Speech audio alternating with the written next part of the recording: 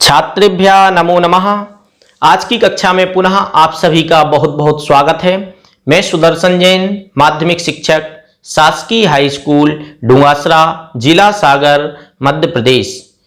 प्रिय छात्रों, आज हम प्रत्यय के बारे में चर्चा करेंगे। प्रत्यय किसे कहते हैं और इसके कितने भेद होते हैं।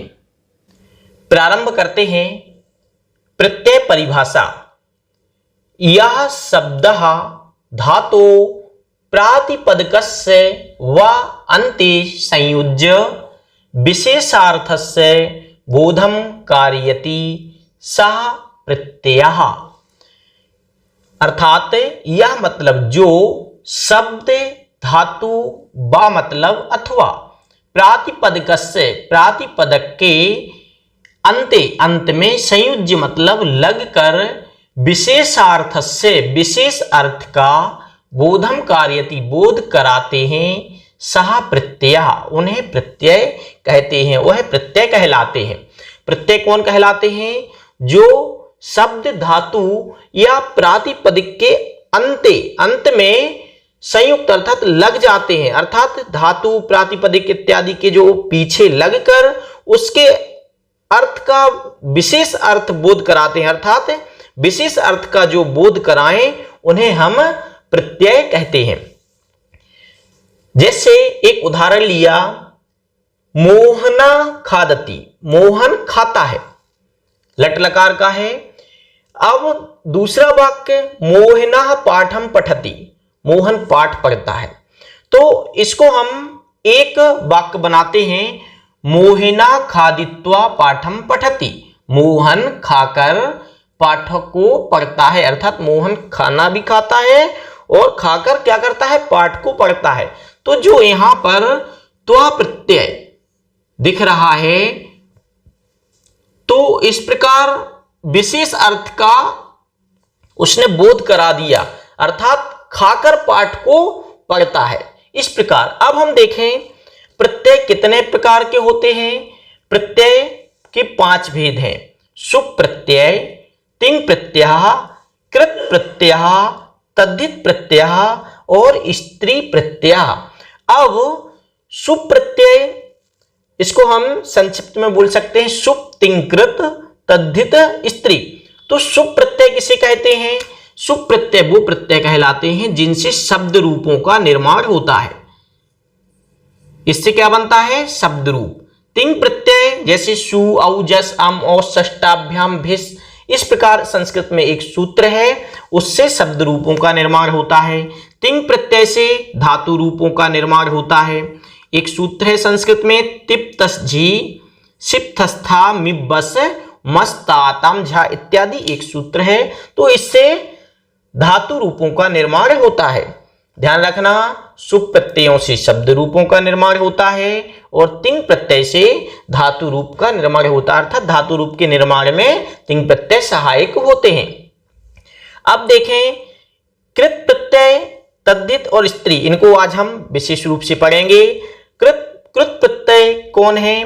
कृत प्रत्यय वे प्रत्यय कहलाते हैं जो धातुओं के साथ लगकर उसके विशेष अर्थ का बोध कराते हैं, वो कृत प्रत्यय कहलाते हैं। तद्धित प्रत्यय जो संज्ञा, सर्वनाम और विशेषण आदि के साथ में प्रयुक्त होते हैं, उन्हें तद्धित प्रत्यय कहते हैं। और स्त्री प्रत्यय वो हैं जो पुल्लिंग शब्दों को स्त्रीलिंग बनाने में हमारी मदद करते हैं, अर्थात पुल्लिंग शब्दों को स्त्रीलिंग बनाने में जो सहायक होते हैं उन्हें स्त्री प्रत्यय कहते हैं। प्रारंभ करते हैं सर्वप्रथम कृत प्रत्यय। कृत प्रत्यय किसे कहते हैं? ये प्रत्यय संज्ञा, सर्वनाम, विशेषणादि निष्पादनाय धातुभ्यः विधीयन्ते ते कृत प्रत्यय कथ्यन्ते। जो प्रत्यय संज्ञा, सर्वनाम और विशेषण आदि निष्पादन करने के लिए धातुभ्य विधीयन्ते, धातुभ्य अर्थात धातुओं के साथ, विधीयन्ते अर्थात प्रयोग किए जाते हैं, ते कृत प्रत्यय कथ्यन्ते, उन्हें कृत प्रत्यय कहते हैं। अर्थात जो प्रत्यय संज्ञा, सर्वनाम और क्रिया विशेषण इत्यादि बनाने के लिए जो धातुओं के साथ प्रयोग किए जाएं उन प्रत्ययों को हम कृत प्रत्यय कहते हैं। अब हम कुछ कृत प्रत्ययों को देखते हैं, जिस प्रकार कृत, तवतु, क्षत्रि, शानच, अनियर, त्वा, ल्यप, तुमुन और ल्यप इत्यादि प्रत्यय हम देखेंगे। अब जैसे हम कृत प्रत्यय, एक कृत प्रत्यय जो है इसकी पहचान क्या है कि अंत में ता, अर्थात जो ता है वो अंत में इसका शेष बचता है। कृत प्रत्यय का क्या शेष बचता है? ता। और यह भूतकाल में प्रयोग होता है। कृत प्रत्यय जो है वो भूतकाल अर्थ में प्रयोग होता है, अर्थात जिसका भाव है कि पहले जो कार्य हो चुका उस अर्थ में यह प्रयोग होता है। और जो कृत प्रत्यय है उसको कर्मवाच्य या भाववाच्य में वो प्रयोग होगा। भूतकाल में तो होगा ही, साथ में इसका प्रयोग कर्मवाच्य और भाववाच्य में प्रयोग इसका किया जाता है। अब जैसे हम देखें, पठ धातु है जिसका अर्थ होता है पढ़ना। पठ मतलब पढ़ना। तो इस पठ धातु में अगर हम कृत प्रत्यय लगाते हैं तो पठ प्लस कित क्या बनेगा? पठ प्लस कित बराबर क्या हो गया? पठिता। अब यहां पर ठा और यहां पर इसका जो ता है का है इसका हम लोप कर देंगे, तो पठ प्लस कित तो क्या बन जाएगा? पठिता। ये कहलाती है शेट धातु। शेट धातु मतलब इसमें बीच में ई का आगम हो जाता है, अर्थात बीच में ई आ जाती है, इसलिए यहां पर पठिता अर्थात पठ धातु में कित प्रत्यय लगाने से पठिता बना। पठिता कैसे बना कि बीच में इसमें इट आगम हो गया, इसलिए पठिता बना। लिख धातु, लिख का अर्थ होता है लिखना। इसमें भी शेट धातु होने के कारण इसमें बीच में ई आ गया, तो इसका बन गया लिखिता। और गम धातु, ये शेट धातु नहीं है, इसलिए गम धातु में, कौन सी धातु में? गम धातु में कित प्रत्यय लगाएंगे तो बना गता। इसका अर्थ क्या निकला? अर्थात कर्मवाच्य या भाववाच्य में, जैसे इसका भाववाच्य में देखें, पठ प्लस ता अर्थात पठिता, तो मया पठिता, मया पठिता मेरे द्वारा पढ़ा गया। उसी प्रकार इसका हम वाक्यों में भी प्रयोग कर सकते हैं। इसका अर्थ क्या निकलेगा? लेकिन भूतकाल अर्थ में, अर्थात कार्य पहले से कर लिया गया। और ध्यान रखने योग्य बात, इसमें अंत में जितने भी इससे युक्त शब्द होंगे उसके अंत में ता शेष रहेगा। जैसे पठिता, लिखता, गतः, हसितः, उक्तः, इस प्रकार कितने भी शब्द हों उन सब में क्या रहेगा? अंत में ता रहेगा। ठीक है, ये हुआ कित प्रत्यय। अब जो तवतु प्रत्यय है, तवतु प्रत्यय की पहचान क्या है? अंत में तवत शेष बचता है। तवतु प्रत्यय की क्या पहचान? अंत में तवत शेष बचता है। और इसका भी प्रयोग भूत काल में होता है, अर्थात भूत अर्थ में इसका प्रयोग होता है। लेकिन यह जो प्रत्यय तवतु प्रत्यय है यह कर्तृवाच्य में, अर्थात कर्तृवाच्य क्या है? जिसमें कर्ता की प्रधानता हो उसे कर्तृवाच्य कहते हैं, अर्थात जिसमें कर्ता का बोलबाला हो उसे कर्तृवाच्य, जिसमें कर्म का बोलबाला हो उसे कर्मवाच्य, अर्थात कर्ता के हिसाब से क्रिया इत्यादि चले उसे कर्तृवाच्य कहते हैं। तो कितवतु प्रत्यय का तवत शेष बचता है और यह भूत अर्थ में ही प्रयोग होता है और कर्तृवाच्य में इसका प्रयोग होगा। जैसे यहां पर पठ धातु, इसी पठ धातु में अगर हम तवतु प्रत्यय लगाएंगे तो क्या बन जाएगा, इसमें पठित वान, तवतु का वान हो जाता है। तो पठ धातु तवतु प्रत्यय, पठ धातु तवतु प्रत्यय क्या बना, पठितवान। लिख धातु तवतु प्रत्यय क्या बन जाएगा, लिखितवान। गम धातु तवतु प्रत्यय गतवान अर्थात गया, सह गतवान, सह गतवान वह गया। तो कौन से अर्थ में इसका अर्थ कर्ती अर्थ में इसका प्रयोग हुआ। गतवान, पठितवान, लिखितवान, चलितवान इत्यादि शब्दों में तवतु प्रत्यय लगाने से वान बान बान बान अंत में बचता है। तो इसकी पहचान हमको बहुत ध्यान रखना है। कृत और तवतु, इसमें ता शेष रहता है, इसमें बान शेष रहता है। अर्थ दोनों ही भूत अर्थ में प्रयुक्त होते हैं। वश जो कृत प्रत्यय है वो कर्मवाच्य और भाववाच्य में प्रयोग होता है और जो तवतु प्रत्यय है वो कर्तृवाच्य में प्रयोग होता है। अब हमको मुख्य पहचान इसकी बस याद रखना है, तो आप इनको पहचानना नहीं भूलना, क्योंकि इसकी पहचान क्या है पेपर में जब आता है तो हम भूल जाते हैं, तो वहां पर भूलना नहीं है। पहचान बान बान बान जिसमें दिखे वो तवतु प्रत्यय और जिसमें अंत में ताता दिखे वो कित प्रत्यय होता है। अब चलते हैं हम सत्री प्रत्यय की ओर। सत्री का अत शेष बचता है जिसको ना हो जाता है बाद में, और वर्तमान काल में इसका प्रयोग होता है। सत्री प्रत्यय का परस्मयी पद की धातुओं के साथ और सानच प्रत्यय का आत्मनेपद की धातुओं के साथ। परस्मयी पद, आत्मनेपद और उभय पद, इस प्रकार 3 प्रकार से धातुएं विभक्त होती हैं। तो जो सत्री प्रत्यय है वो परस्मयी पद की धातुओं के साथ प्रयोग होता है। तो सत्री प्रत्यय अगर हम लगाएंगे, जैसे पठ धातु है ये परस्मयी पद की धातु है, तो पठ धातु में अगर हम सत्री प्रत्यय लगाएंगे तो क्या बनेगा, पठन। पठन का अर्थ होता है रहा है। किस अर्थ में इसका अर्थ क्या निकलता है, रहा है, अर्थात ये अर्थ बता रहा है पठन। सह पठन अस्ति, वह पढ़ रहा है। लिखन अर्थात लिख रहा है, सह लिखन अस्ति, वह लिख रहा है। गच्छन अर्थात रहा है, अर्थात गच्छन जा रहा है। तो ध्यान रखना ये जो सत्री प्रत्यय है इसके अंत में क्या हमको दिखेगा, मोस्टली ना ना ना इत्यादि हलंत ना दिखेगा।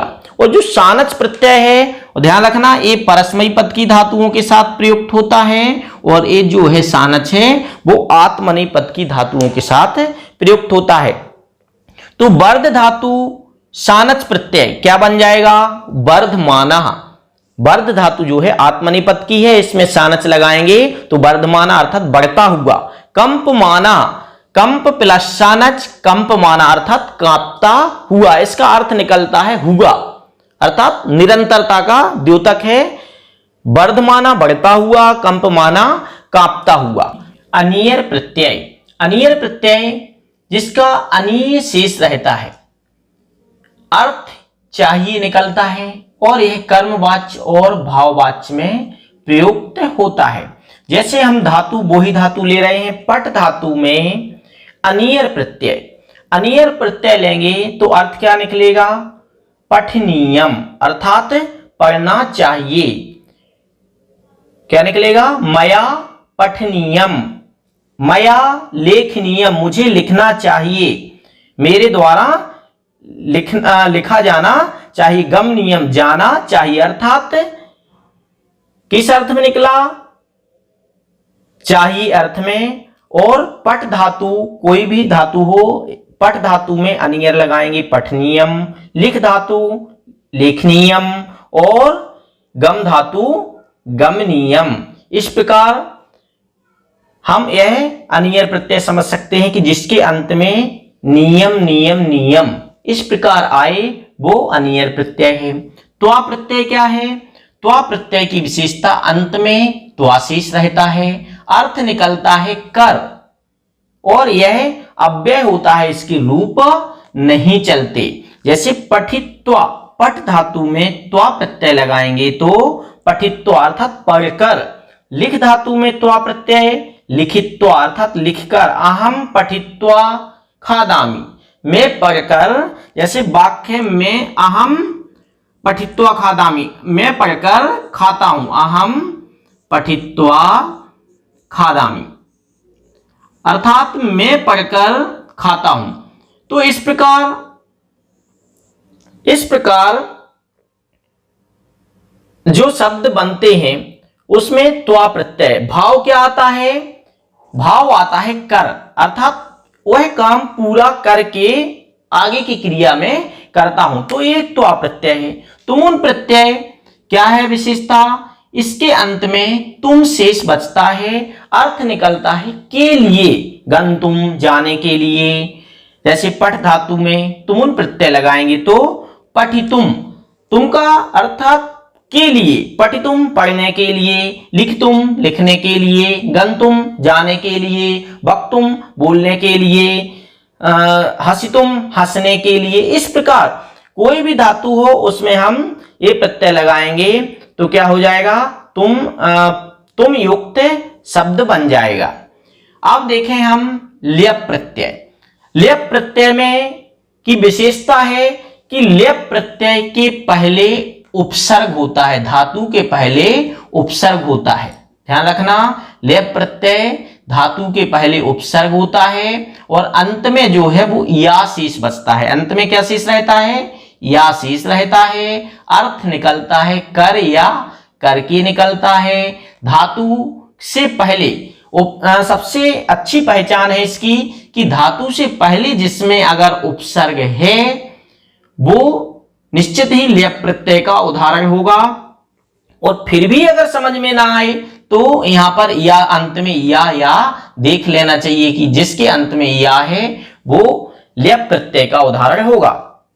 तो सम उपसर्ग पूर्वक पठ धातु में ल्यप प्रत्यय समपठ अर्थात अच्छी तरीके से पढ़कर, बिलिख बी उपसर्ग पूर्वक लिख धातु ल्यप प्रत्यय बिलिख अच्छी तरीके से लिखकर, और आंग का क्या बचेगा? आशीष बचेगा।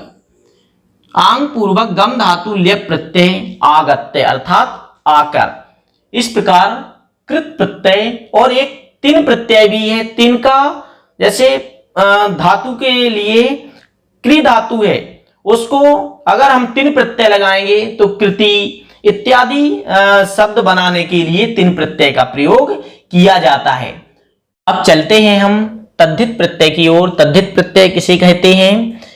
ए प्रत्यय संज्ञा सर्वनाम विशेषण आदि शब्दै विधीयन्ते ते तद्धित प्रत्यय कथ्यन्ते। जो प्रत्यय संज्ञा सर्वनाम और विशेषण आदि शब्दों के साथ विधीयन्ते अर्थात प्रयुक्त्यन्ते प्रयोग किए जाते हैं, ते तद्धित प्रत्यय कथ्यन्ते अर्थात उनके लिए तद्धित प्रत्यय कहते हैं। अर्थात जो संज्ञा सर्वनाम और विशेषण इत्यादि के साथ जो प्रत्यय लगाए जाएं उन प्रत्ययों के लिए तद्धित प्रत्यय कहते हैं।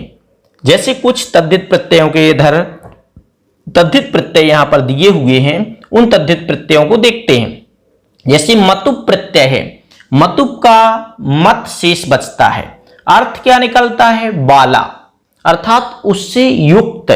जैसे शक्ति प्लस मतुप अर्थात शक्ति से मतुप मतलब युक्त, शक्ति मतुप, मतुप शक्तिमान, मतुप का क्या बचना है? मत शेष बचेगा तो शक्तिमान बन जाएगा। बुद्धि प्लस मतुप बुद्धिमान।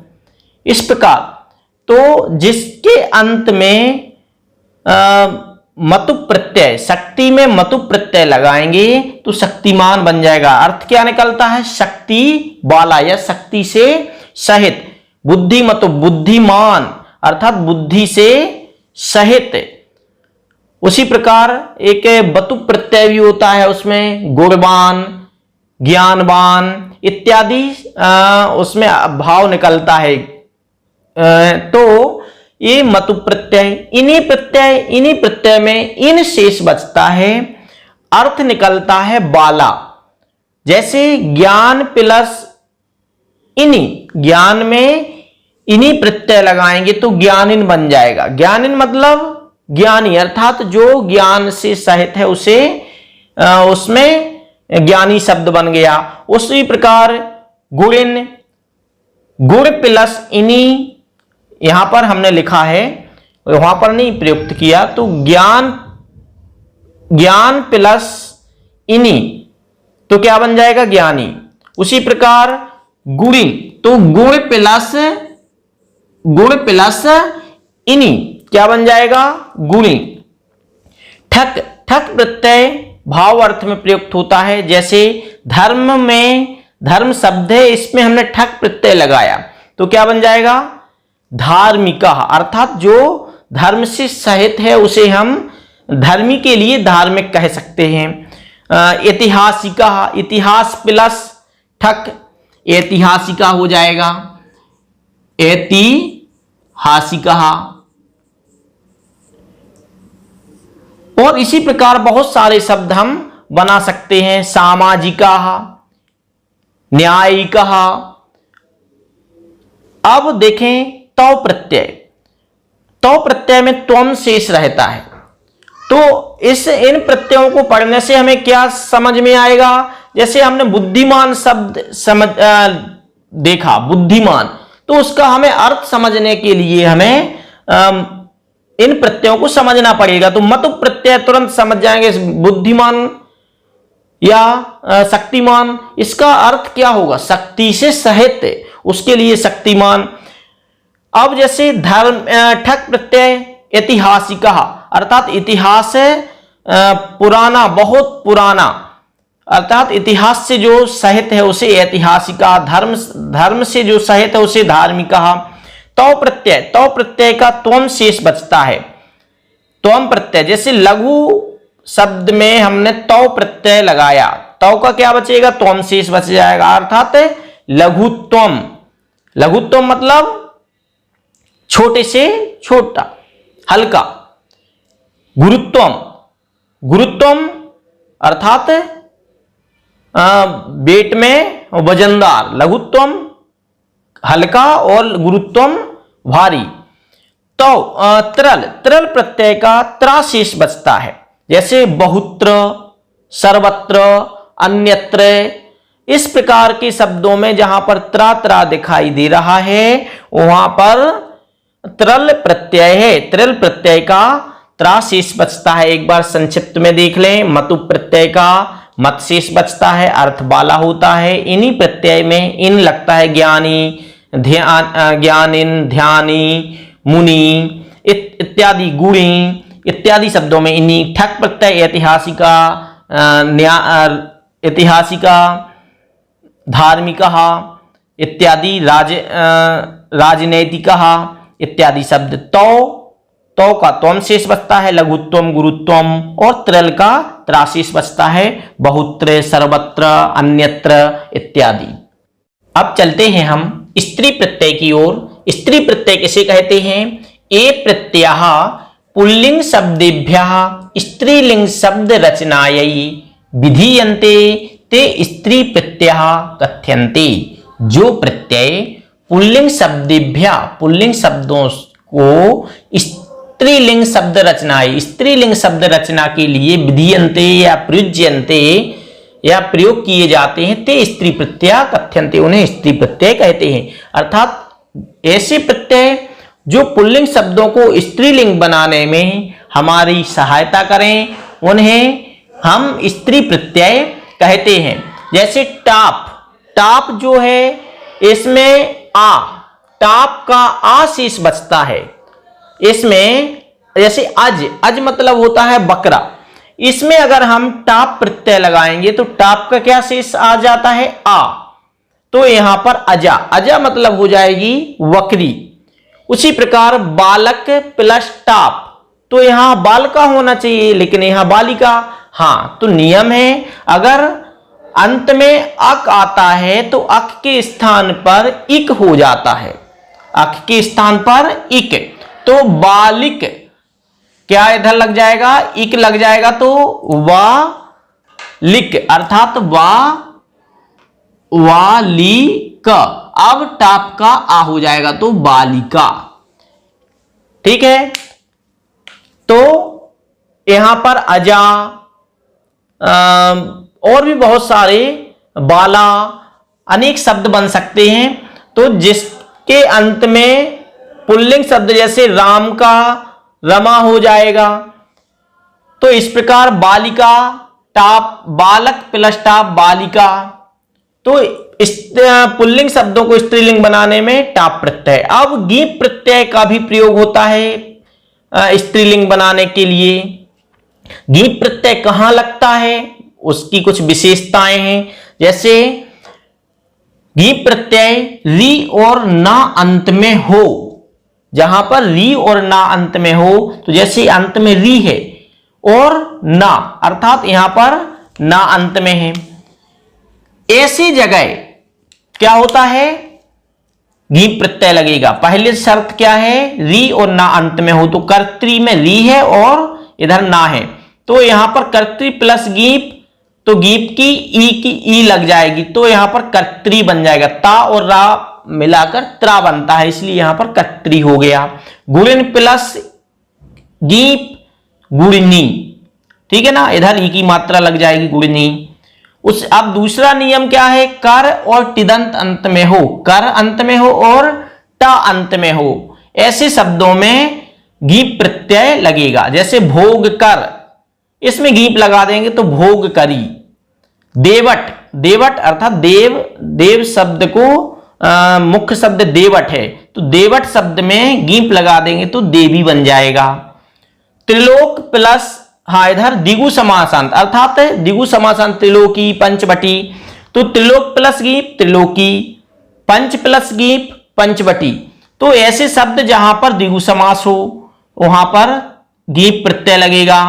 अब गीप प्रत्यय और कहां लगेगा, जहां पर उ और री का लोप हुआ हो, तो यहां पर दिख नहीं रहा है, लेकिन जो यहां पर री है उसका मतलब उ है उसका लोप हुआ है, तो यहां पर मतुप का उ का लोप हो गया, तो श्रीमत प्लस गीप श्रीमती बन गया।